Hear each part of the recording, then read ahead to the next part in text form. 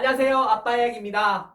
오늘은 지렛대 원리에 대해서 같이 한번 알아볼 시간을 가졌는데요. 이 지렛대 원리를 과연 수학적으로 어떻게 해서 이러한 원리가 나오게 되는지 저와 같이 한번 알아보도록 하겠습니다. 우리가 지렛대 원리라 하면은 정말 많은 곳에서 우리가 살펴볼 수가 있죠. 지뢰라 하면 우리가 콜라나 사이다 같은 곳에서 병으로 이렇게 숟가락으로 탁 따는 모습 보신 적 있을 겁니다.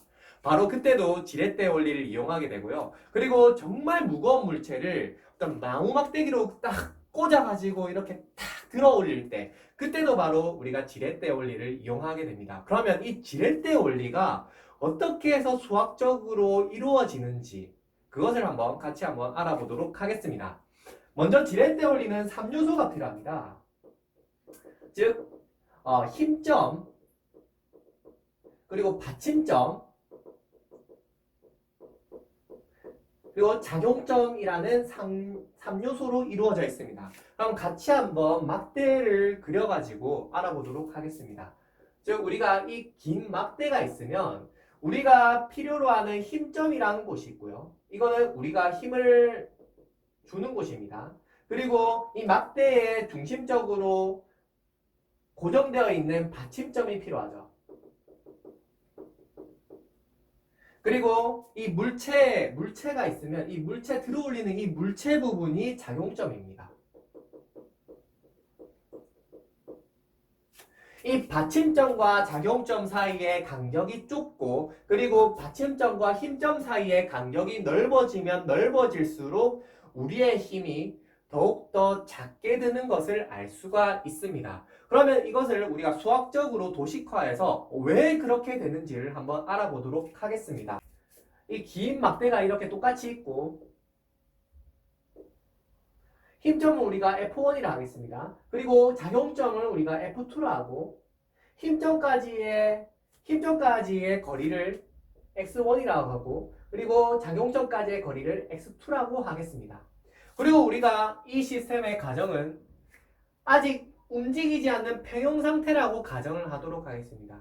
그럼 실제로 이걸 보면은 이 F1도 마이너스 방향, 이 밑으로 가는 방향이고 F2는 위로 가는 방향이면 사실상은 움직여야 하는 게 맞는데 나중에 수학적으로 어떻게 표현되는지 한번 확인을 해보도록 할게요. 그러면 모멘트 공식을 쓰면 모멘트 공식은 힘까지의 거리 곱하기 힘이기 때문에 우리가 여기에서 시계 방향, 이 받침점에서 시계 방향을 플러스로 가정을 할게요.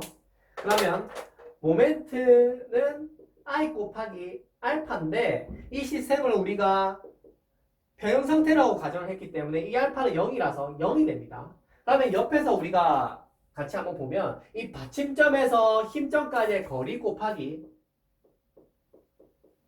힘을 하면은 이게 시계 방향, 이 곱하면 시계 방향으로 움직이죠. 시계 방향으로 움직이기 때문에 이건 플러스가 될 것이고 그리고 요 받침점에서 x2 곱하기 f2를 하게 되면 이것도 이렇게 하면 이게 시계 방향으로 움직이죠. 시계 방향으로 움직이기 때문에 플러스 x2 곱하기 f2는 0이 됩니다.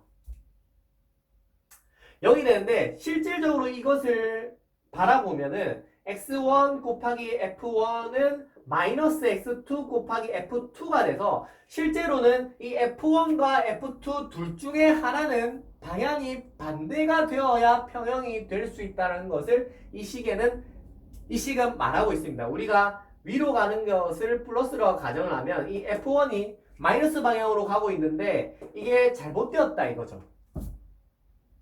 하지만 우리는 지금 움직이기 전 바로 직전에 힘의 크기를 구하려고 하는 거기 때문에 이 플러스 마이너스 이 방향은 크게 중요하지 않습니다. 이게 바로 직전 평형 상태라고 하고 실제로는 이게 움직일 거죠. 우리가 힘을 눌렀는데 작용점이 안 움직이면 평형 상태로만 있으면 안 되겠죠. 그래서 실제로는 움직이기 때문에 가속도가 생기긴 생기는데 우리가 여기에서 구할 것은 이 힘 F1과 F2 간의 관계를 구하기 때문에 움직이기 직전 평형 상태로 가정을 해서 0으로 만들었고 이것의 양쪽에 그래서 절대값을 씌우도록 하겠습니다. 그러면 x1 곱하기 f1은 x2 곱하기 f2가 될 것이고 그러면 x2분의 x1은 f1분의 f2가 됩니다. 자, 그러면 우리가 이 식에서 볼 수 있는 것은 무엇일까요? 즉 지금 이 F1 힘과 작용점 간의 힘의 크기는 바로 이 받침점 사이에까지의 거리와 반비례한다는 것을 알 수가 있습니다.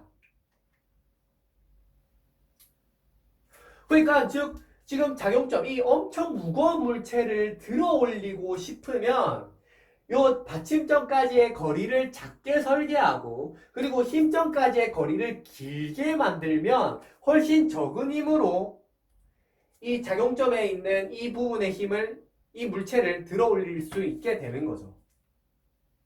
우리가 한번 이거를 가정해 볼게요. 어떤 콜라 병이 이렇게 있고 위에 뚜껑이 이렇게 있습니다. 뚜껑이 있는데 우리가 숟가락으로 이것을 이렇게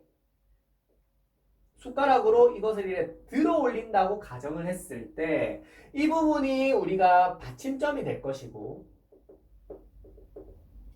작용점으로 이렇게 들어 올리게 되겠죠. 숟가락 그 제일 마지막 부분이 딱 들어 올리게 되겠죠. 그리고 어디가 우리가 힘점이 되겠죠? 이 끝부분을 우리가 이렇게 힘점으로 F1을 주게 됩니다. 근데 만약에 이 F1이 숟가락의 중심부 부분 쪽을 이렇게 우리가 잡고 들어 올린다고 했을 때는 훨씬 많은 힘이 필요하고 오히려 이것을 못 들어 올릴 수도 있습니다. 이 받침점까지의 거리를 좁히면 좁힐수록 더욱 많은 힘이 들 수 있다는 거죠. 그래서 우리는 숟가락 제일 끝단부를 잡고 제대로 된 받침점을 잡은 다음에 탁 들어올리면 뚜껑이 탁 빠지고 맛있는 콜라, 맛있는 사이다를 마실 수가 있습니다. 근데 저 같은 경우는 이 받침점을 제대로 설정을 못해서 계속 띡띡 해가지고 솔직히 잘 못해요. 그래서 받침점을 제대로 잡고 난 다음에 탁 하면은 사실 큰 힘을 들이지 않고 바로 딸 수가 있는데 이 받침점을 제대로 못 잡으면 사실 숟가락으로 콜라 병 따기가 그렇게 쉽지는 않습니다. 요령이 필요하죠. 자, 그러면 이 똑같은 원리가 우리가 그 자동차의 브레이크 페달에서도 원리가 똑같이 적용이 됩니다. 자, 그러면 브레이크 페달에서 어떻게 지렛대 원리가 적용이 되는지 같이 한번 알아보도록 할게요. 먼저 제가 그림을 좀 잘 못 그리기 때문에 그거는 좀 양해 부탁드립니다. 자, 브레이크 페달이 이렇게 있다고 가정을 할게요. 이렇게 있고 이쪽에 우리가 실제로 브레이크 페달을 밟을 수 있는 F1이 여기에 있다고 가정을 하겠습니다. 브레이크 페달은 실제로 이쪽 부분이 받침점이 있어요. 그리고 이 부분이 작용점으로 있습니다. 그러면 브레이크 페달을 우리가 설계를 할 때 이 받침점에서 작용점까지의 거리를 좁게 만들고 그리고 받침점에서 힘점까지의 거리를 길게 만들어서 우리의 브레이크 페달력을 더욱더 작게 만드는 목적이 있습니다.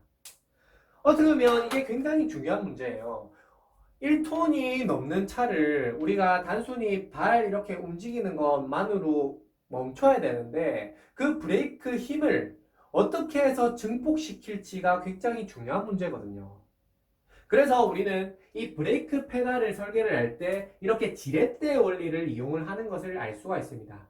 실제로는 브레이크 페달에 있는 이 지렛대 원리 말고도 그 브레이크액에서 파스칼의 원리를 이용해서 더욱더 큰 힘을 만들어서 각 바퀴에 있는 브레이크 캘리퍼 쪽에 힘을 전달을 해서 실제 브레이크력을 만듭니다.